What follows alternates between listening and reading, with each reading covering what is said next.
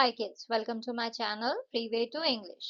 आज का जो वीडियो है उसमें हम करने वाले हैं क्लास 7 की इंग्लिश की बुक पूर्वी का chapter my dear soldiers. Now इस वीडियो में हम इस चैप्टर का एक्सप्लेनेशन एंड क्वेश्चन आंसर्स दोनों ही करेंगे, तो वीडियो आप एंड तक जरूर देखना। चलिए वीडियो स्टार्ट करते हैं। नाउ यहाँ पे चैप्टर की स्टार्टिंग में हमें कुछ क्वेश्चंस दिए हैं, वो सॉल्व करते हैं। हमें जो है अपने आसपास देख के उन लोगों को आइडेंटिफाई करना है जो हमारी लाइफ में कंट्रीब्यूट करते हैं। वो जो भी काम करते हैं उससे हमारी लाइफ में कुछ ना कुछ जो है कंट्रीब्यूट होता है, हमारा कुछ बेटर होता है और वो अपनी लाइफ को रिस्क में डाल के ये काम करते हैं। तो कौन से हैं ऐसे लोग? तो ऐसे लोग कौन कौन हुए? सोल्जर्स हैं, राइट। वो अपनी लाइफ को रिस्क में डाल के हमें जो है प्रोटेक्ट करते हैं। पुलिस ऑफिसर्स हैं, वो लॉ एंड ऑर्डर को मेंटेन कर रहे हैं। फायर फाइटर्स हैं, लोगों को आग से बचाते हैं। डॉक्टर्स एंड नर्सेज हैं, ये लोग जान बचाते हैं, राइट, स्पेशली पैंडेमिक्स के टाइम पे, इमरजेंसी के टाइम पे। रेस्क्यू वर्कर्स हैं जो कि कभी बाढ़ आ जाए, अर्थक्वेक आ जाए या फिर कोई और डिजास्टर हो, उसमें लोगों की जान बचाते हैं। तो ये सारे जो लोग हैं ये अपनी जान की परवाह ना करते हुए जो है हमारी जान बचाने के लिए काम करते हैं। तो ये वो सब लोग हैं।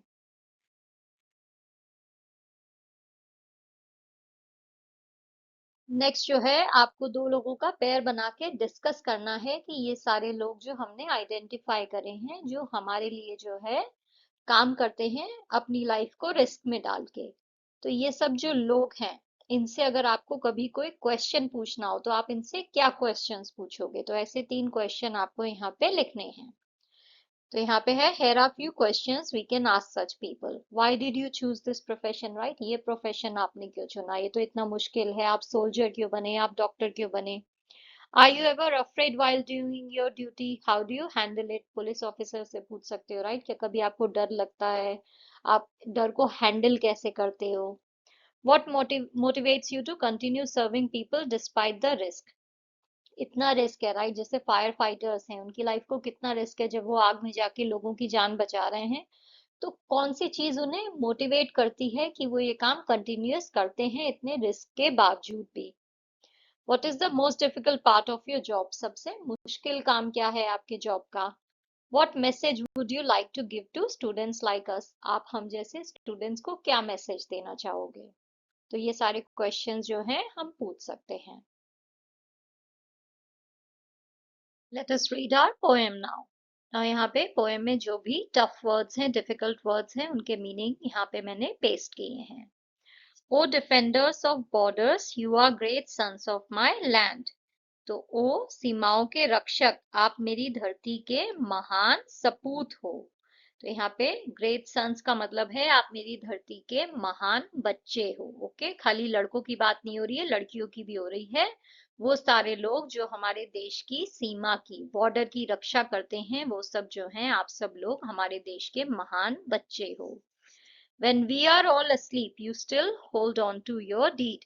जब हम सब लोग सो रहे होते हैं तो रात में भी जो है आप अपने काम को जारी रखते हो। आप अपना जो कर्तव्य है, जो आपकी ड्यूटी है, उसे आप रात में भी निभाते हो जब हम लोग सो रहे होते हैं। विंडी सीजन और स्नोई डेज, बारिश हो रही हो, आंधी तूफान हो या फिर बर्फ गिर रही हो। और स्कॉचिंग सन, स्वेल्टरिंग रेज, या फिर जो है बहुत ही तेज धूप हो, ऐसी जो है बिल्कुल कड़ी धूप हो जिसमें जो है बिल्कुल जलाने वाली गर्मी हो, उसमें भी जो है आप हमारे देश की रक्षा करते हो। स्कॉचिंग एंड स्वेल्टरिंग का मतलब है बहुत तेज गर्मी हो, बहुत तेज धूप हो। You are there guarding all the time awake, आप जो है हमेशा जो है दिन रात जाग के जो है हमारे देश की रक्षा करते हो। Treading the lonely expanses as yogis, जो हमारे देश के मैदान है, जो सुनसान मैदान है, वहां पे जो है आप ध्यान से चलते हो योगियों की तरह। तो संत महात्माओं की तरह जो है आप जो है जगह जगह जाते हो, हमारा प्रोटेक्शन करते हो। ट्रेडिंग का मतलब है ध्यान से चलना। क्लाइंबिंग द हाइट्स और स्ट्राइडिंग द वैलीज, आप जो है कभी पहाड़ चढ़ते हो, कभी जो है घाटियों पे जो है चलते हो लंबे लंबे कदम लेके।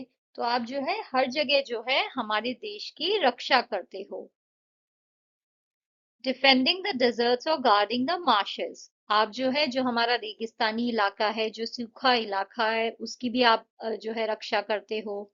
जो हमारा मार्श लैंड है, यानी जो दलदल है या फिर जो पानी वाली जो जगह होती हैं, मडी जो जगह होती है, उसकी भी आप रक्षा करते हो। आप जो है समुंदर के ऊपर सर्वेलेंस रखते हो, तो वहां पे भी आप नजर रख रहे हो कि समुंदर के रास्ते से कोई जो है आके हम पे हमला ना कर दे। आप जो है जो हमारा आसमान है उसकी भी रक्षा कर रहे हो। Prime of your youth given to the nation, आपका जो जवानी है, जो आपका यूथ है, जो यंग एज है, उसकी जो प्राइम है, जो उसकी जो टॉप है, राइट, जो आपका यंग एज है, उसमें आप बहुत कुछ करना चाहते हो, इधर उधर घूमना चाहते हो, नए एक्सपीरियंसेस हासिल करना चाहते हो, बट उस यंग एज में भी जो है आप देश की सेवा कर रहे हो, तो आपने अपनी यंग एज को देश के ऊपर कुर्बान कर दिया है।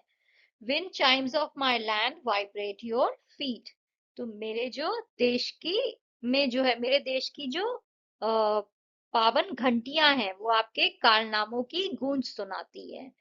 तो जो हवा में जो घंटियां बजती हैं उसमें जो है जो आपने बहादुरी के कारनामे किए हैं, फिएट का मतलब होता है बहादुरी की घटनाएं, तो जो आपने बहादुरी वाली चीजें करी हैं, जो आपने अचीव किया है, उसकी कहानियां जो हैं आपको हवा में सुनाई देंगी। We pray for you brave man, हम आपके लिए प्रार्थना करते हैं हे वीर पुरुष।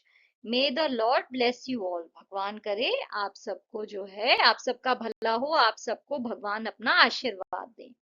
तो ये जो पोएम है ये एपीजे अब्दुल कलाम ने लिखी है हमारे सोल्जर्स के लिए।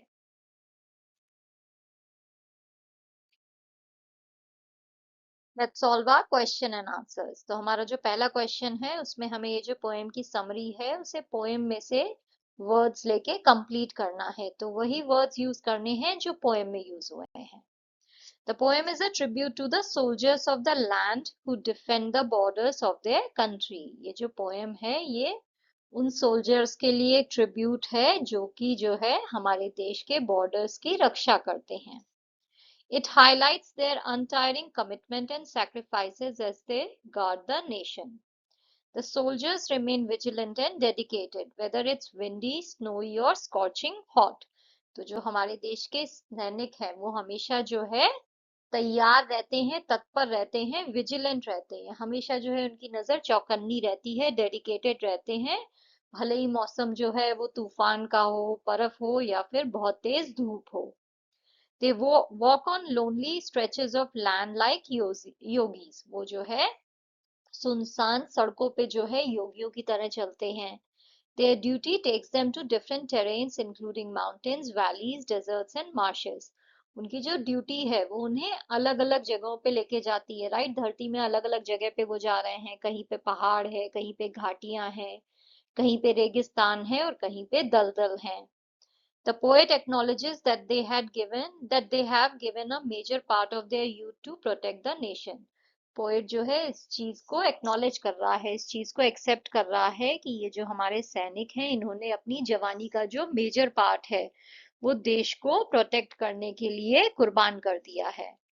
The poet says the wind chimes show their respect to the soldiers, poet ये कहता है कि जो हवा चलती है उसमें जो घंटियों की आवाज सुनाई देती है वो सोल्जर्स की जो वीरता की कहानी है उसे वो सुना रही होती है, तो वो उसे रिस्पेक्ट देने के लिए घंटियां बजा रही होती हैं। तो देश की हवा को भी पता है कि ये सैनिकों ने हमारे लिए कितनी बड़ी बड़ी चुनौतियां जो है उनका सामना किया है, कितना इन्होंने हमारे लिए कुर्बानी दी है। The poet concludes with prayers for their wellbeing and blessings. The theme of the poem is, ये जो पोएम है इसकी थीम क्या है, देशभक्ति है और बलिदान है, right.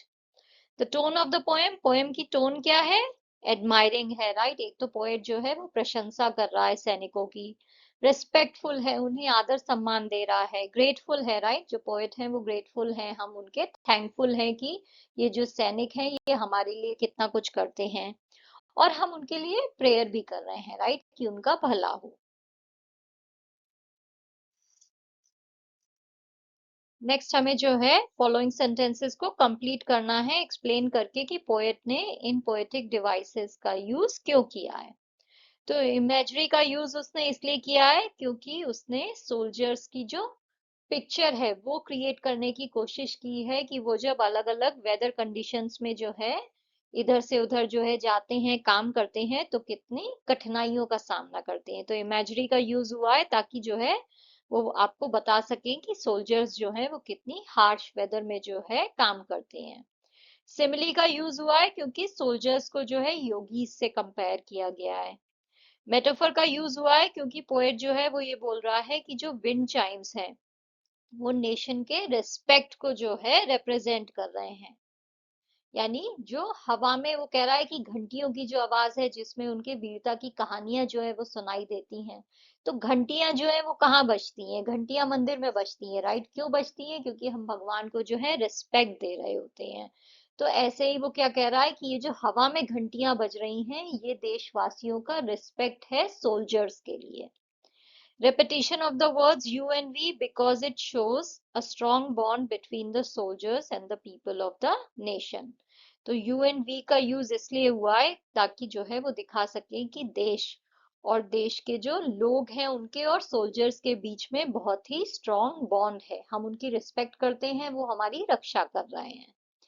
Alliteration such as season or snowy and scorching sun sweltering to create rhythm and musical effect. Alliteration का यूज हुआ है इन वर्ड्स में ताकि रिदम और म्यूजिकल इफेक्ट क्रिएट हो सके। नेक्स्ट क्वेश्चन में हमें चैप्टर में से एक एक्सट्रैक्ट दिया है, इसके बेसिस पे हमें क्वेश्चन के आंसर देने हैं। तो यहाँ पे जो है इस एक्सट्रैक्ट में से हमें सेट ऑफ ऑपोजिट वर्ड्स ढूंढ के लिखना है। तो यहाँ पे देखिए अस्लीप एंड अवेक, ये ऑपोजिट वर्ड्स हैं, राइट? अस्लीप का मतलब होता है सोना एंड अवेक का मतलब है जागना। Complete the sentence appropriately. The phrase still hold on to your deed refers to the soldier's attitude of dedication and duty. तो ये जो फ्रेज है कि वो फिर भी जो है अपना काम करते रहते हैं, अपनी ड्यूटी करते रहते हैं, इससे जो है हमें सोल्जर्स का कौन सा एटीट्यूड समझ में आ रहा है? हमें ये समझ में आ रहा है कि वो कितने डेडिकेटेड हैं और अपनी ड्यूटी हमेशा करते हैं। तो डेडिकेशन और ड्यूटी जो है वो हमें समझ में आ रही है इससे। The soldiers walk across the deserted stretches of land. ये true है, राइट? वो जो है रेगिस्तानी रास्तों पे भी चलते हैं, ये भी हमें पोएम में बताया गया है।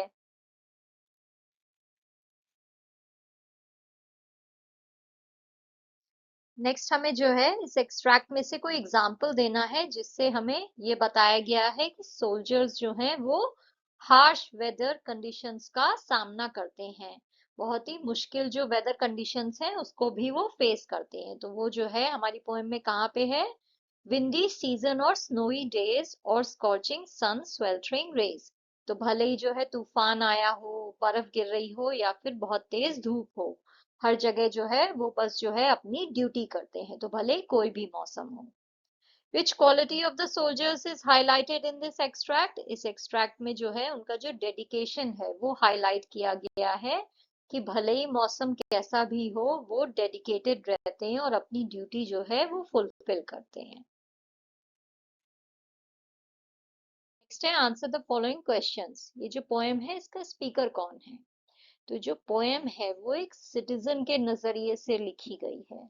जो देश के सिटीजन्स हैं वो जो है ये पोएम जो है एक तरह से कह रहे हैं। तो पोएट ने जो ये पोएम है वो सिटीजन्स के बिहाफ पे लिखी है, उन सिटीजन्स के बिहाफ पे जो देश के सैनिकों को जो है ग्रैटिट्यूड एक्सप्रेस करना चाहते हैं, थैंक यू बोलना चाहते हैं और उनके लिए प्रेयर्स करना चाहते हैं। How's the theme of the poem conveyed through imagery? The theme is conveyed through imagery by describing soldiers guarding borders in snow, wind, heat, mountains, deserts, seas, and air. These images show their sacrifice and hard work. How does the poet highlight the commitment of the soldiers? The poet highlights their commitment by saying they stay awake while others sleep and guard the nation in all seasons and difficult terrains. तो poet जो है वो soldiers के जो commitment है उसे highlight कैसे कर रहे हैं? वो ऐसे कर रहे हैं कि वो बता रहे हैं कि ये जो सैनिक हैं ये दिन रात जाग के जो है हमारे बॉर्डर की रक्षा करते हैं। हम लोग सो रहे होते हैं बट वो जाग रहे होते हैं, राइट? तो इससे हमें समझ में आ रहा है कि कमिटमेंट है, कितने कमिटेड हैं वो अपने काम के लिए, कि रात है फिर भी सो नहीं रहे हैं और देश की रक्षा कर रहे हैं भले ही कोई भी सीजन हो या फिर कितनी भी मुश्किल जगह हो। What is the significance of the line prime of your youth given to the nation with reference to sacrifice and service? This line shows that soldiers sacrifice the best years of their lives to serve and protect the country. इस line से हमें ये समझ में आ रहा है कि जो सैनिक हैं वो अपने जीवन का जो सबसे अच्छा समय है, राइट, जो यूथ है उसे हमारी लाइफ का बेस्ट समय कहा जाता है, क्योंकि उसमें हमारी जो बॉडी है उसमें पूरी एनर्जी होती है और हमारा ब्रेन भी पूरा डेवलप्ड है, तो हम जो मर्जी चाहे कर सकते हैं, राइट। तो जो यूथ है वो जो हमारी लाइफ है उसका प्राइम टाइम कहा जाता है। उसको जो है ये सैनिक देश की रक्षा के लिए जो है वो उसे सैक्रिफाइस कर देते हैं। The poem ends with a prayer for the soldiers' well-being and blessings. Why is it important for each one of us to pray for their well-being of soldiers? ये क्यों जरूरी है कि हम सब जो है हमारे देश के सैनिकों के लिए प्रार्थना करें? तो ये इसलिए जरूरी है क्योंकि वो हमारी सेफ्टी के लिए अपने जीवन को खतरे में डाल रहे हैं, राइट। तो अगर हम उनके लिए प्रे कर रहे हैं तो ये एक तरह से जो है ये दिखा रही है कि हम कितने थैंकफुल हैं, कितने ग्रेटफुल हैं, कितने आभारी हैं कि वो हमारे लिए ये सब कर रहे हैं, तो हम उनका सपोर्ट करने के लिए प्रेयर्स करते हैं।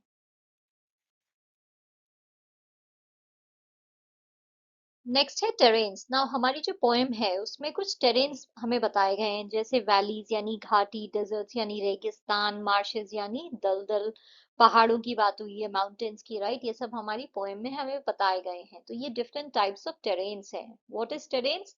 फिजिकल फीचर ऑफ लैंड, जो जो हमारी धरती है वो किस किस टाइप की होती है, उसके क्या फिजिकल फीचर्स हैं, वो हुए टेरेन्स।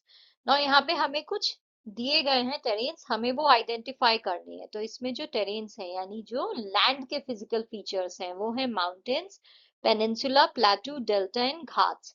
रिवर एंड बे नहीं है टेरेन्स, क्यों? क्योंकि जो टेरेन्स है वो फिजिकल फीचर ऑफ लैंड होते हैं, धरती। रिवर और बे क्या हो गए? पानी की बात हो रही है, राइट, तो इसलिए ये टेरेन्स नहीं है और ये सारे करेक्ट हैं।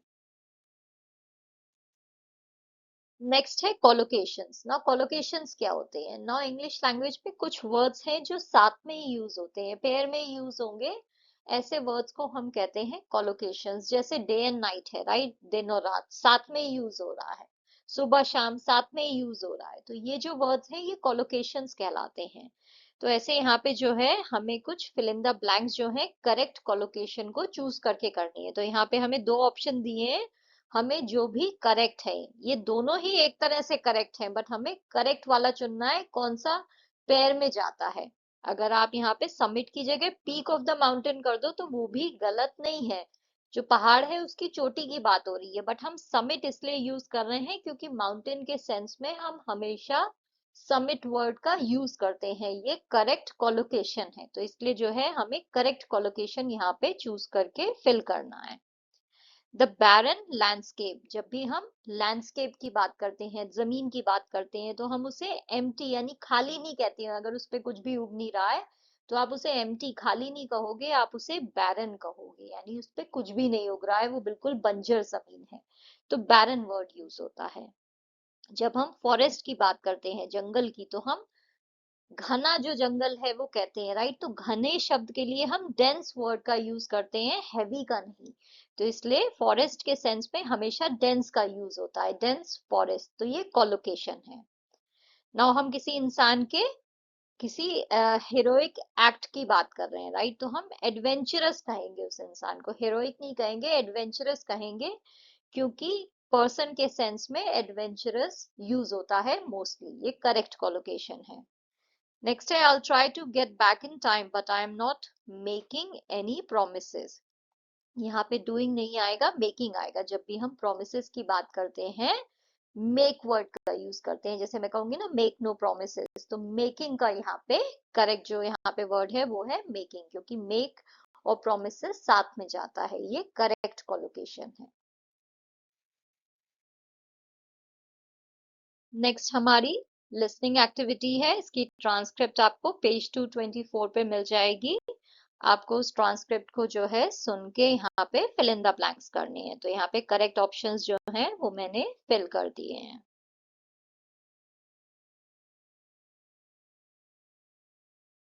नेक्स्ट हमारी स्पीकिंग एक्टिविटी है, हमें ये पोएम को रिसाइट करना है करेक्टली। ओके, जहाँ पे हमें पॉज लेने हैं वहां पे हम पॉज लेंगे, जो हाईलाइटेड वर्ड्स हैं उन्हें हम थोड़ा जोर से बोलेंगे, राइट, थोड़ा जोर लगा के, थोड़ा उन पे जो है फोकस करके, एम्फेसाइज करके बोलेंगे। तो ऐसा नहीं आवाज एकदम से तेज ऊंची कर लेंगे, नहीं, उस पे बस हमें थोड़ा फोकस ज्यादा करना है। तो हमें ऐसे इस पोएम को रिसाइट करना है।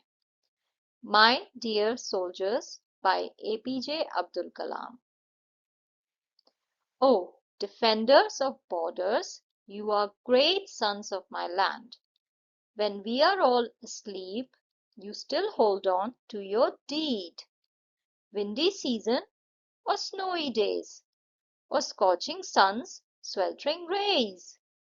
You are there, guarding all the time, awake, treading the lonely expanses as yogis climbing the heights or striding the valleys, defending the deserts or guarding the marshes.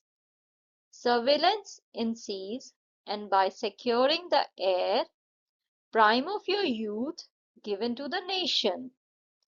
Wind chimes of my land, vibrate your fiat. We pray for you, brave men.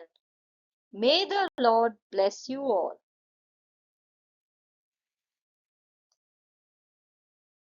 Next है acrostic poem. Acrostic poem क्या है?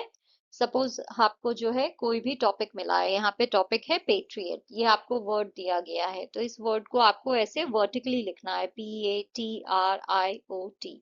Now आपको इस poem को जब भी elaborate करना है तो आप क्या करोगे, जो भी यहाँ पे लेटर आया है उस लेटर से आपकी लाइन जो है वो स्टार्ट होगी। तो बेसिकली एक्रोस्टिक पोएम वो है जिसमें अगर आप वर्टिकली रीड करो तो जो पोएम का टॉपिक है वो वर्ड आपको यहाँ पे कनेक्ट करके मिल जाएगा। तो यहाँ पे पेट्रियट का हमें दिया है, हमें सोल्जर के ऊपर एक एक्रोस्टिक पोएम लिखनी है। तो सोल्जर जो है हमने ऐसे लिखा, राइट, SOLDIER। एंड नाउ हम इससे जो है पोएम लिखेंगे। एस से हो गया strong in spirit, brave and true. O से हो गया on duty day and night for me and you. L से क्या हुआ, loyal to the land they guard with pride. D से danger faced with courage deep inside. I से हो गया in every storm they stand so tall. E से हो गया ever ready to answer the nation's call. And R से हो जाएगा respected forever by one and all. तो ये हो गई हमारी एक्रोस्टिक पोएम। नेक्स्ट हमें एक नोट लिखना है हमारे सोल्जर्स को, जिसमें हम जो है अपना ग्रैटिट्यूड जो है वो एक्सप्रेस करेंगे कि वो जो है देश की सेवा करते हैं, उसके लिए हम बहुत ही थैंकफुल हैं। नोट जो है सिर्फ 50 वर्ड्स का होना चाहिए। Dear brave hearts, I would like to thank you for your courage, sacrifice, and selfless service to our nation. You protect us day and night, even in difficult conditions. Because of you, we live in peace and safety.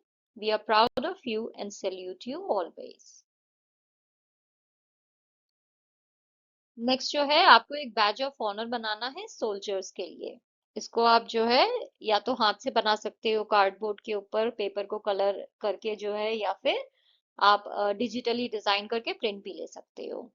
तो यहाँ पे देखिए मैंने एक design जो है वो paste किया है। इसमें मैंने बैकग्राउंड में देश के फ्लैग को यूज किया है, फ्रंट में एक सोल्जर है, यहाँ पे 3 स्टार्स हैं, और जो मेरा स्लोगन है वो है सर्विस बिफोर सेल्फ।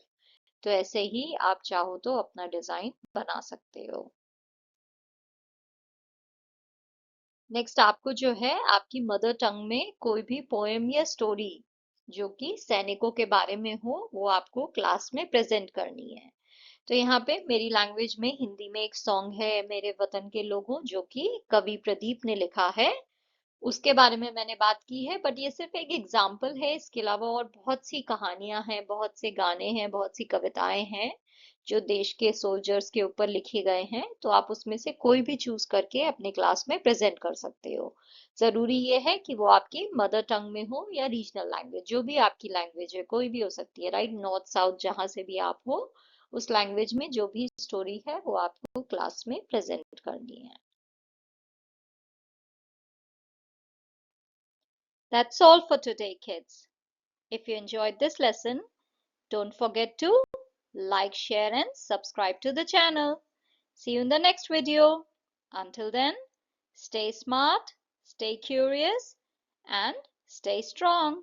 Bye.